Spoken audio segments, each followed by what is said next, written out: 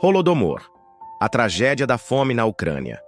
No coração da Europa Oriental, entre 1932 e 1933, uma das maiores catástrofes humanitárias do século XX assolou a Ucrânia. O episódio, conhecido como Holodomor, palavra formada pelo ucraniano holod, fome, e morite, matar e exterminar, vitimou milhões de camponeses em um curto espaço de tempo.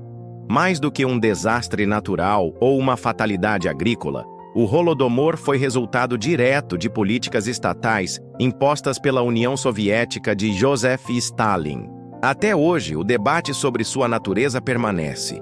Teria sido uma fome causada por circunstâncias econômicas ou um genocídio planejado para esmagar a identidade nacional ucraniana? O contexto: a Ucrânia e a União Soviética. Após a Revolução Russa de 1917 e a subsequente Guerra Civil, a Ucrânia foi incorporada à recém-formada União Soviética. Contudo, sua posição era peculiar. Além de território fértil, o país era considerado o celeiro da Europa, graças às suas extensas terras negras, Chernozem, extremamente produtivas. Para Stalin, que ascendera ao poder nos anos 1920, a Ucrânia tinha papel estratégico. Ele pretendia modernizar rapidamente a União Soviética por meio da industrialização forçada e da coletivização agrícola, que consistia em substituir pequenas propriedades camponesas por fazendas coletivas estatais, kolkhozes. Na teoria, essa política aumentaria a produção agrícola e garantiria alimentos para abastecer as cidades em crescimento. Na prática, porém, ela gerou resistência entre os camponeses, especialmente os kulaks, camponeses mais abastados, que se recusavam a entregar suas terras, colheitas e gado ao Estado. O conflito da coletivização. A resistência camponesa foi recebida com brutalidade. Milhares de famílias consideradas inimigas do povo foram deportadas para a Sibéria ou executadas. Ao mesmo tempo, as cotas de grãos exigidas pelo Estado aumentavam de forma irrealista. Enquanto o governo confiscava cereais para exportar e financiar a industrialização, os vilarejos ucranianos passavam fome. O paradoxo era cruel.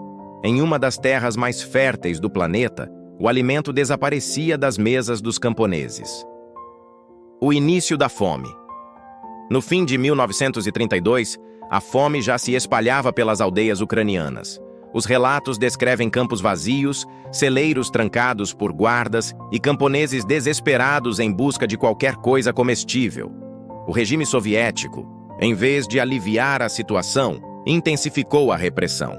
Leis proibiam a posse de grãos fora dos depósitos estatais, e até mesmo colher espigas remanescentes nos campos era considerado crime de roubo da propriedade socialista. Crianças eram punidas por tentarem pegar restos de comida e famílias inteiras eram multadas ou presas. A fome, que já era grave, transformou-se em instrumento de terror político. O ponto de colapso.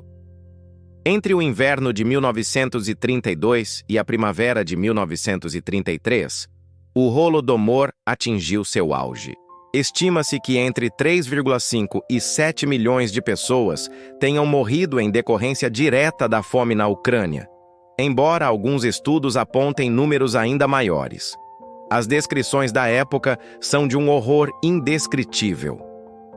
Famílias reduzidas a comer cascas de árvores, grama, raízes e animais domésticos. Vilas inteiras despovoadas. Crianças abandonadas nas ruas, esqueléticas, incapazes de se mover.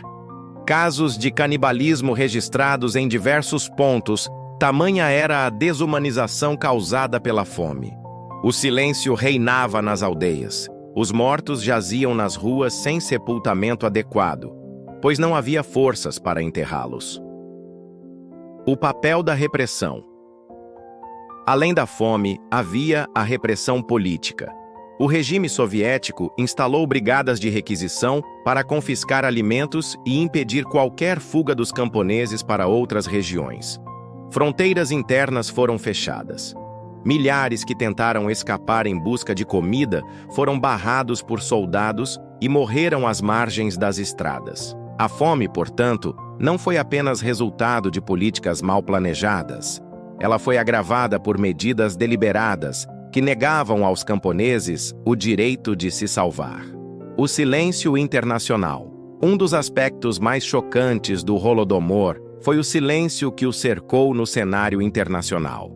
Jornalistas ocidentais que viviam em Moscou, como Walter Duranty, correspondente do New York Times, minimizaram ou negaram a tragédia, muitas vezes em troca de manter acesso privilegiado ao governo soviético.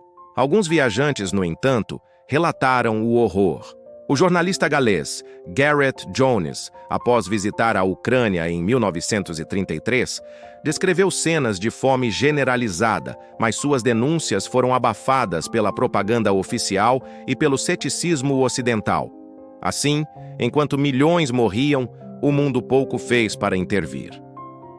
O Holodomor e a identidade ucraniana.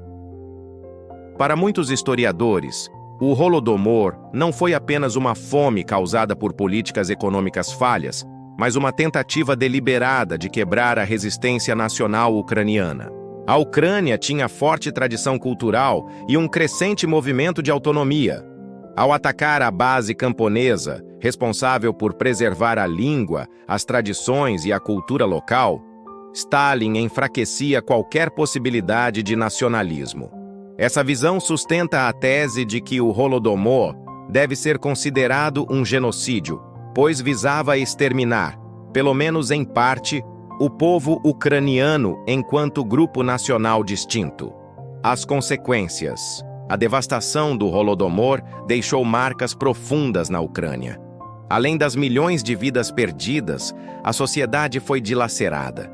Vilas despovoadas, famílias destruídas, tradições interrompidas. Politicamente, a fome consolidou o controle soviético. O medo e a submissão substituíram a resistência camponesa.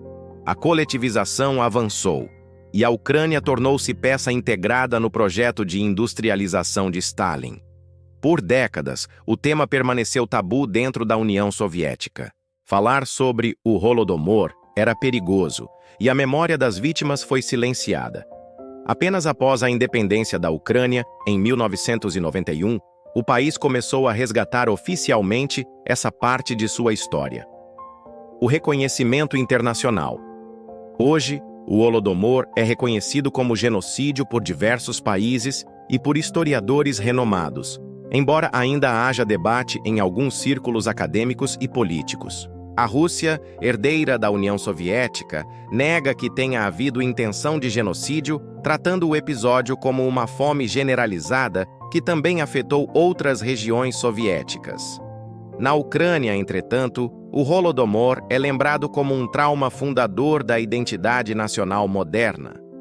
Monumentos, museus e cerimônias anuais homenageiam as vítimas, garantindo que o silêncio que por décadas encobriu o horror não se repita. Vozes do passado. Entre os raros testemunhos preservados, encontram-se relatos pungentes. Camponeses descrevendo como escondiam pequenas quantidades de grãos em buracos no chão, apenas para vê-los confiscados por guardas. Crianças narrando a morte lenta de irmãos e pais. Diários de aldeões descrevendo o desespero cotidiano, a fome que corroía os corpos e as almas. Essas vozes são fragmentos da memória de um povo que quase foi apagado pela fome forçada. O legado do Holodomor. O Holodomor deixou cicatrizes que ecoam até hoje. A memória coletiva da Ucrânia é marcada por essa tragédia, que serve de alerta contra a instrumentalização da fome como arma política. Mais do que uma lição histórica, o Holodomor é também um lembrete ético. A fome nunca é apenas ausência de alimento. Muitas vezes, é consequência da injustiça, da opressão e da violência humana. Entre 1932 e 1933, milhões de ucranianos morreram não por catástrofe natural, mas por políticas que transformaram o pão em arma e a colheita em instrumento de repressão. O Holodomor foi mais que uma fome. foi uma tentativa de quebrar o espírito de um povo. Por muito tempo esquecido ou negado, hoje ele é lembrado como um dos capítulos mais sombrios da história humana.